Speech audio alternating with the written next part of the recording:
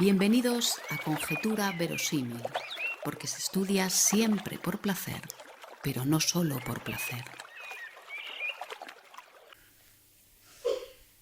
Bueno, voy a empezar, ¿vale, niños? No os riáis de mí, ¿eh? Si me equivoco, no os riáis, ¿eh?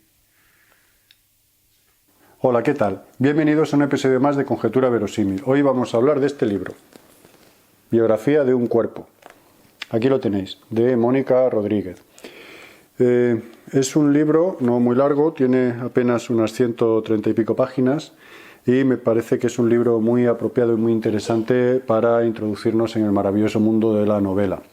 Vamos con ello. En primer lugar, la autora Mónica Rodríguez nace en 1969 en Oviedo y estudia físicas. De hecho, trabajó para el prestigiosísimo CIEMAT, pero lo dejó y actualmente parece ser que vive solo y exclusivamente de la literatura. Y parece que no le va mal atendiendo a la larga lista de libros que tiene y a los numerosos premios. Entre otros, este que ha sido el ganador de un premio muy prestigioso dentro de su círculo, que es el premio Gran Angular. Y digo eso de círculo porque parece ser que esto es una novela juvenil. Bien, al final del vídeo ya os daré mi opinión al respecto. Primero, vamos a hablar del tema y de la estructura. En cuanto al tema, el título del libro es el propio tema, la biografía de un cuerpo. Ese cuerpo, su presencia, su materia, o lo que desde el propio ámbito de la física se llama la línea de universo, es decir, el fragmento de espacio-tiempo que nosotros recorremos desde que nacemos hasta que abandonamos esta existencia, es el propio tema de la novela.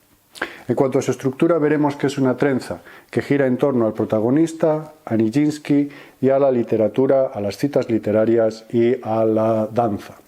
Empezamos con el protagonista. ¿Quién es el protagonista? ¿Cómo se llama? Conforme vamos avanzando en la lectura de la novela, nos vamos enterando de cosas, pero no sabemos ni siquiera cómo se llama. Tenemos que esperar mucho hasta tener esa información. Sin embargo, sí sabemos ciertas cosas, y esas cosas que sí sabemos giran en torno a su cuerpo, al exterior de su cuerpo, su familia, sus amigos, la escuela de danza, sus novietas, todo eso que es el exterior de su cuerpo y el interior. En el interior del cuerpo es donde sucede esa narración, una narración íntima, muy sugestiva, muy sugerente y que está en la línea del flujo de conciencia de autores como James Joyce y otros, que bueno, no vienen al caso, Faulkner también y otros, Luis Martín Santos entre nosotros. Bien, la relación que existe entre ese exterior y ese interior en la mayoría de las ocasiones sucede en forma de diálogo. Sin embargo, ese diálogo no está marcado con líneas, con guiones. Estas dos cosas, que el protagonista no aparezca, que el nombre del protagonista no aparezca y que no haya una marca de guión o aclaraciones de decía fulanita, respondía menganito, en los diálogos son cuestiones que quizás a vosotros os despisten un poco y mi consejo es que sigáis adelante y os dejéis llevar por el propio ritmo de la narración. Esta narración es muy interesante. El narrador, por un lado, es un narrador protagonista. De hecho, quien nos cuenta la historia nos cuenta su historia y es un narrador protagonista, además de ser un narrador protagonista, es un narrador interior. Todo está sucediendo dentro de la cabeza, dentro de los sentimientos del narrador. En realidad, el narrador no cuenta su historia, sino que la va descubriendo. Y el propio hecho de narrar su historia equivale a ir descubriéndose, a ir construyendo una identidad. De manera que narración, conocimiento e identidad van conformando la novela poco a poco, lentamente, capa a capa, estrato a estrato, pensamiento a pensamiento, sentimiento a sentimiento. Esta identidad corporal va desarrollando una identidad personal, que al fin y al cabo es el viaje de todo adolescente. En este sentido, la novela no es original. Hay infinidad de novelas cuyo tema es precisamente el descubrimiento del mundo, las Bildungsroman, ¿no? Sin embargo, ya veremos en qué reside la originalidad en este caso de nuestra historia. Bien, eso en cuanto al protagonista. Ahora pasamos a la siguiente trenza, que sería Nijinsky. Nijinsky, Václav Nijinsky, el gran bailarín de los ballets rusos de principios del siglo XX, que tantísimo éxito tuvieron en toda Europa y también en España. ¿Quién es este ser? ¿Quién es este personaje? Bien, en la novela podemos contemplarlo desde dos puntos de vista. El Nijinsky histórico, el Nijinsky que verdaderamente existe, y el Nijinsky literario, el Nijinsky de la novela. Justamente el Nijinsky histórico nosotros evidentemente lo conocemos por las fuentes literarias, por las fuentes biográficas, por lo que dejó escrito él, por lo que dejó escrita la mujer, la hermana, el padre, el empresario que lo conoció, etc.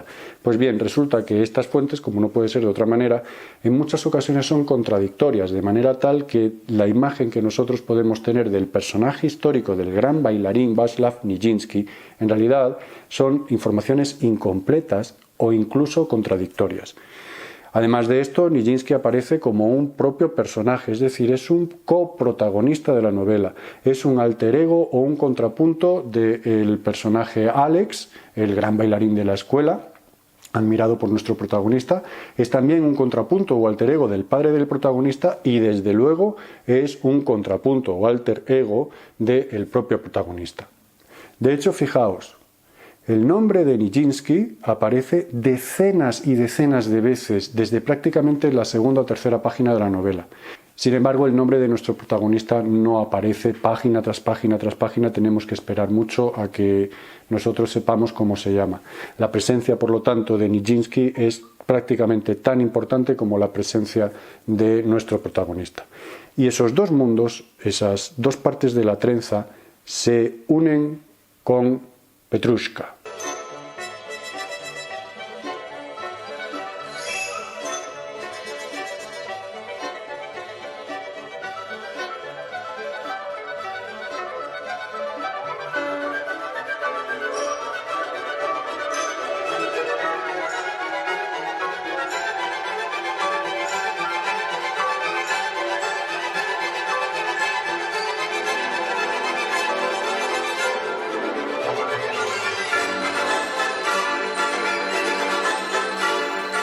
Antes de seguir adelante, os dejo con mi parte mejor para que escuchéis este fragmento. Petrushka es una marioneta de paja y serrín. Siente los hilos invisibles que la mueven. Sufre, se desespera. Está enamorado de Bailarina, pero Moro es más fuerte, más dulce. Bailarina y Moro están juntos. El rostro blanco de Petrushka se desfigura en un gesto trágico. Está celoso, está triste, está airado. Petrushka, Petrushka, no llores, ¿no ves que eres solo una marioneta? Pero la furia le hace levantarse. Los hilos que mueve Mago le llevan de acá para allá con violencia, como una marejada, una cellisca que le golpease atormentándolo, el cuerpo de serrín, los brazos de trapo. Petrushka sufre, aunque solo sea un títere movido por una mano invisible, como yo. Petrushka, el gran personaje popular de la literatura rusa, pertenece junto con los autores de las citas literarias y con las propias reflexiones líricas al tercer cabo de nuestra trenza estructural de la novela Biografía de un cuerpo. Petrushka es un personaje, como os digo, de la literatura folclórica rusa y es un muñeco de trapo y de serrín. La historia, el ballet de Stravinsky, del gran músico Stravinsky, se hace eco de la vieja historia rusa, que consiste básicamente en que, el ballet está dividido en 4 escenas, ¿no? Entonces, en la primera es la presentación, están ahí en el Almirantazgo, en la feria de carnaval, y hay un teatrito donde aparece el mago que gobierna 3 marionetas. Resulta que esas 3 marionetas de repente cobran vida, y esas 3 marionetas serían Bailarina, por un lado, y el Moro y Petrushka, que están los dos enamorados de Bailarina. Bailarina hace más caso al Moro que al pobre Petrushka, y ahí está el jaleo amoroso, el triángulo amoroso típico y clásico de estas historias populares. En esta primera escena los muñecos cobran vida, Petrushka intenta aproximarse a Bailarina y para ello quita de en medio de mala manera atacándole al Moro, y el mago entonces le castiga y le encarcela. Pobre Petrushka en la escena segunda está solo, Bailarina se acerca a ver qué le pasa, pero es muy torpe Petrushka y llega a asustar a la pobre Bailarina.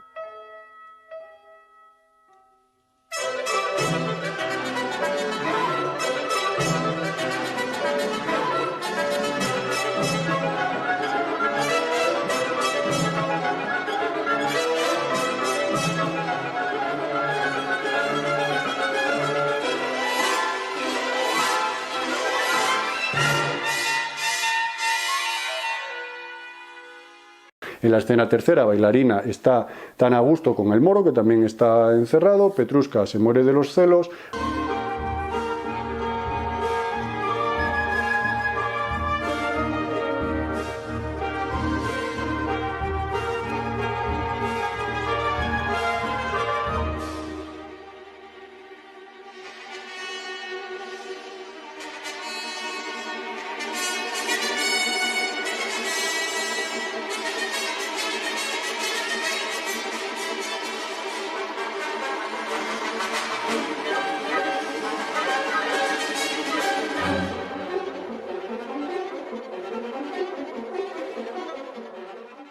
Hay una discusión entre todos y en la cuarta escena salen del teatrillo otra vez a la plaza del carnaval, a la feria del carnaval del Almirantazgo, y el moro mata a Petrushka y la gente asustada se acerca a ver el sitio del asesinato, pero cuando llegan se ve que no hay ningún cuerpo, que lo que hay es un muñeco de paja y de trapos destrozado, y al final de la historia, conforme va bajando el telón, la sombra o fantasma de Petrushka asoma por encima del teatrillo donde antes habían aparecido como marionetas.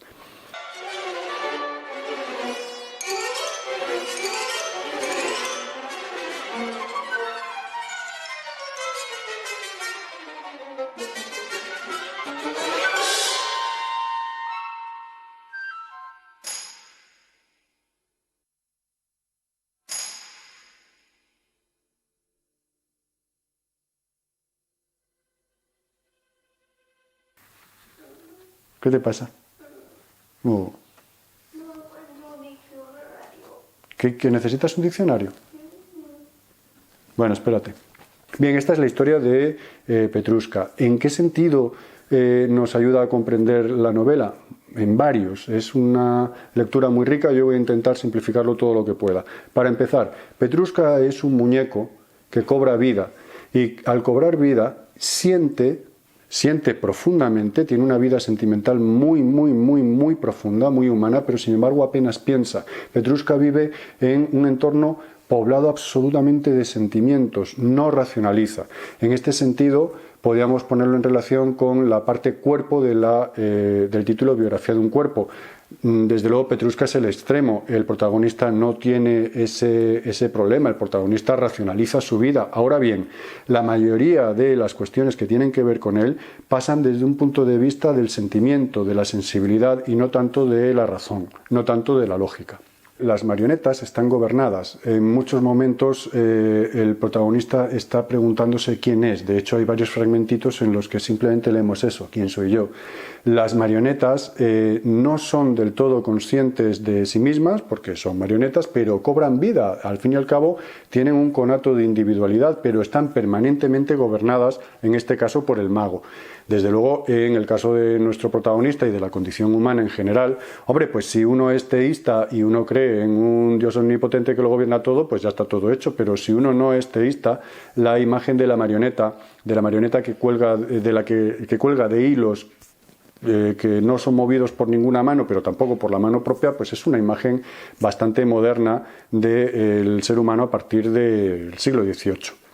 Y para terminar con Petrushka, un tercer y último aspecto son los celos. Petrushka está absolutamente enamorado de Bailarina y tiene unos tremendos celos del moro. Bien, en la vida sentimental del adolescente protagonista de la obra también hay amores y también hay celos. En este sentido, volvemos otra vez al mundo de los sentimientos, al mundo de la sensibilidad y no tanto al mundo de lo razonable, porque desde un punto de vista razonable, los celos no lo son porque nadie pertenece a nadie. Que no me miréis a mí, a lo vuestro. Pues quiero que escuchéis a mi parte mejor leyendo el fragmento de este libro de donde la autora sacó el inicio, la cita de inicio de su propio libro.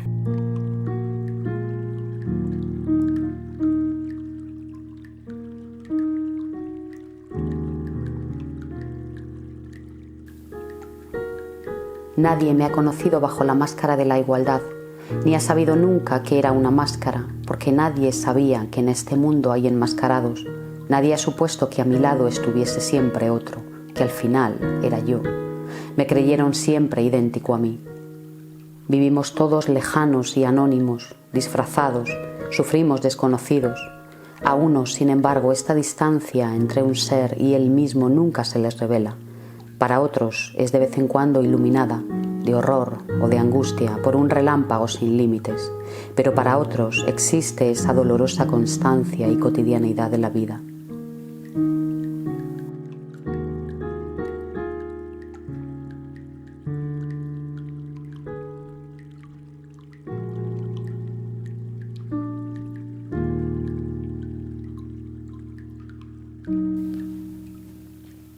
Bien, pues hasta aquí Pessoa y hasta aquí el vídeo de hoy. Simplemente quisiera hacer una pequeña aclaración. A mí no me gusta ponerle adjetivos a la literatura. Desde un punto de vista de la crítica, de la historia de la literatura y desde luego desde un punto de vista comercial, desde luego que tiene sentido hablar de literatura infantil, de literatura juvenil, también tiene sentido hablar de literatura femenina o incluso de literatura feminista, tiene sentido hablar de literatura negra o incluso de literatura azul o verde o amarilla o a cuadros.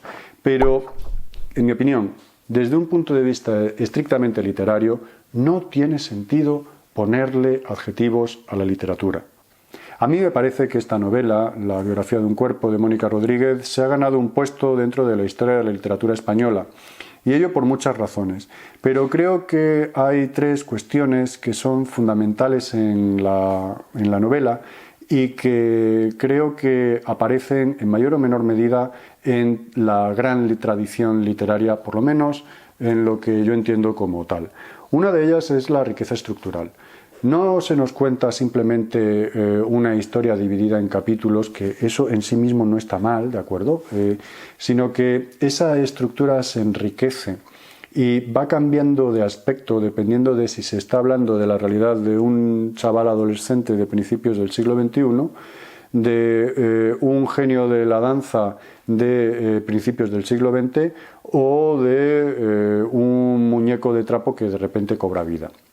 Esos tres aspectos conducen al mismo lugar y es el tema de la obra, la biografía de un cuerpo. Intentar describir esa línea de universo de la que hablábamos antes, ese pasaje por el espacio-tiempo de un ser que va en busca de su identidad. Eso por un lado, hay una gran riqueza estructural. La temática es una temática multipolar, por lo tanto. El tema no es yo soy un adolescente frustrado y el mundo está en mi contra y ya está. No, el tema no es oh, cuánto me duele a mí mi amor y qué puro es mi amor adolescente y ya está. No, la temática es multipolar. ¿Qué quiere decir esto? Que hay muchos polos de la estructura de la novela donde va aflorando el tema en, radiaciones diversas, en cromatismos diversos, en espesuras diversas. El adolescente va descubriéndose a sí mismo. Al lado va apareciendo el personaje de Nijinsky, del que además sabemos cosas, pero no las sabemos por él, sino matizadas por las lecturas de libros que otros han escrito y que otros han leído, etc. Por lo tanto, esos diversos puntos de vista, esa multipolaridad del tema hace de la novela una novela abierta, una novela que llama a distintas interpretaciones y que desde luego tiene un potencial de identificación tanto sentimental como de la sensibilidad y de la inteligencia emocional de las personas, sobre todo de los adolescentes, creo que muy fuerte. En fin, espero que os guste la novela, que esta introducción os sirva de ayuda y nada, como siempre, amor y poesía cada día. ¡Adiós!